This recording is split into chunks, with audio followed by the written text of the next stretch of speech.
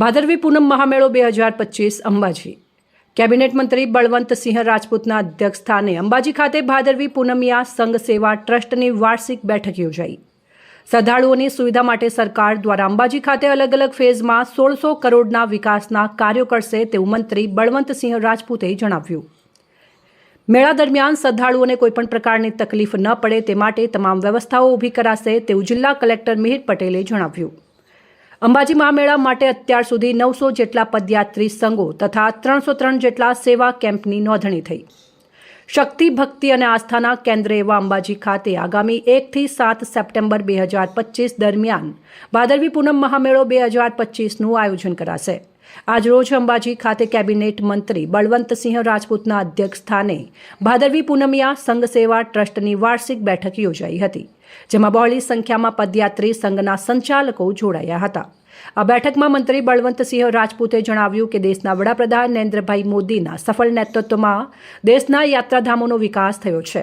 વડાપ્રધાનની વિકાસ યાત્રા અંતર્ગત શક્તિ, ભક્તિ અને પ્રકૃતિના સ્થાન એવા અંબાજી ખાતે 51 શક્તિપીઠ નિર્માણ પામ્યું છે અને શ્રદ્ધાળુઓની સુવિધા માટે સરકાર દ્વારા અંબાજી ખાતે અલગ અલગ ફેઝમાં 1600 કરોડના વિકાસ કાર્યો કરાશે, જેનાથી અંબાજીની કાયાપલટ થઈ જશે।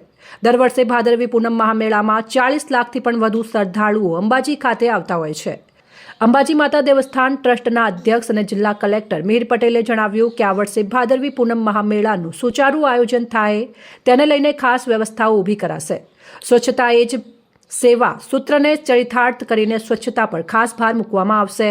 ચાલુ વર્ષે કચરાના નિકાલ માટે ટ્રેક્ટરની સંખ્યામાં વધારો કરાશે। કચરો ડસ્ટબિનમાં જ નાખવામાં આવે તે જરૂરી છે।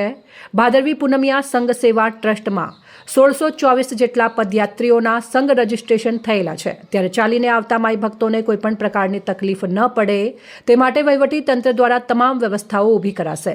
આ બેઠકમાં જિલ્લા પોલીસ અધિક્ષક અક્ષયરાજ મકવાણાએ જણાવ્યું કે પોલીસ વિભાગ દ્વારા સુરક્ષા સંબંધિત બંદોબસ્તથી લઈને તમામ તૈયારીઓ પૂર્ણ કરાઈ છે। આગામી મેળામાં 8 સેક્ટર અને 16 ઝોનમાં પોલીસ વિભાગ કામગીરી કરશે, જેમાં કુલ 5000 જેટલો પોલીસનો સ્ટાફ ફરજ બજાવશે। અંબાજી ખાતે મેળામાં ચાલીને આવતા પદયાત્રીઓ રસ્તાની ડાબી બાજુ ચાલશે તથા રસ્તાની જમણી બાજુએ વાહનો ચાલશે।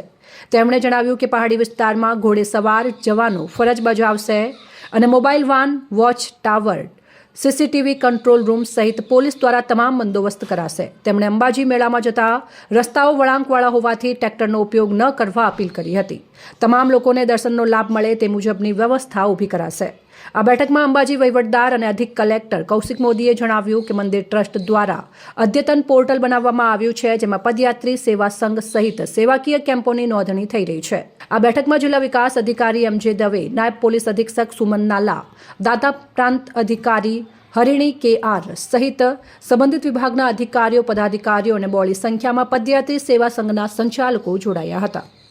છેલ્લા કેટલાય વર્ષોથી સંઘ હંમેશા બધા જ સંઘના ભાઈઓને બોલાવે છે, એની સાથે સાથે અધિકારીશ્રીઓને બોલાવે છે, પદાધિકારીશ્રીઓને બોલાવે છે અને એક અદ્ભુત વ્યવસ્થા કરે છે અને મા અંબેનો પૂનમનો અદ્ભુત મેળો જેમાં 40 લાખથી વધારે લોકો આવતા હોય એને કેવી રીતે સારી રીતે પૂરો કરી શકાય અને તમામ ભક્તજનોને કાંઈ પણ તકલીફ ના પડે એ પ્રકારની વ્યવસ્થાની મિટિંગ આજે થઈ।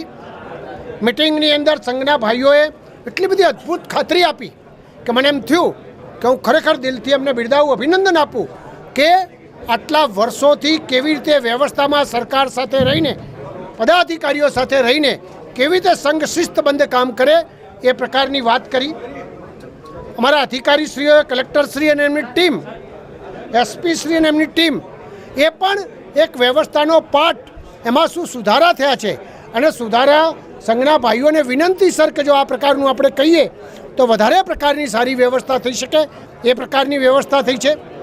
સંઘશ્રીની 2-3 જે માગણીઓ હતી એ પણ કે ભાઈ થોડા વાહનો વધે, થોડી વ્યવસ્થા વધે, તો મને લાગે છે કે સ્વચ્છતા બાબતમાં 750 ભાઈઓ જે કામ કરતા હતા એના બદલાની અંદર આપણે એના ઉપર ભાર મૂકીને 1500થી વધારે લોકો કામ ખડે પગે કરે અને 60 કિલોમીટરનો એરિયા આખો કવર કર્યો છે।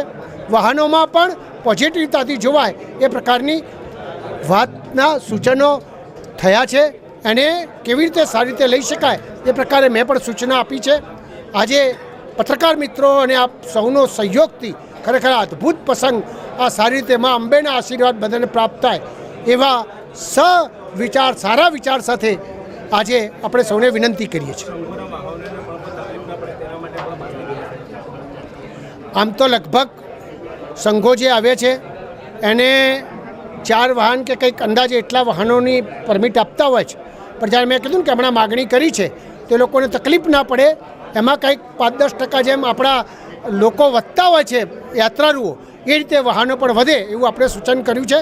મને લાગે છે ચોક્કસપણે આપણે એને સારી રીતે કરી શકીશું. રિપોર્ટર મનુ પરમાર, સંબંધ ભારત ન્યૂઝ, દાંતા અંબાજી.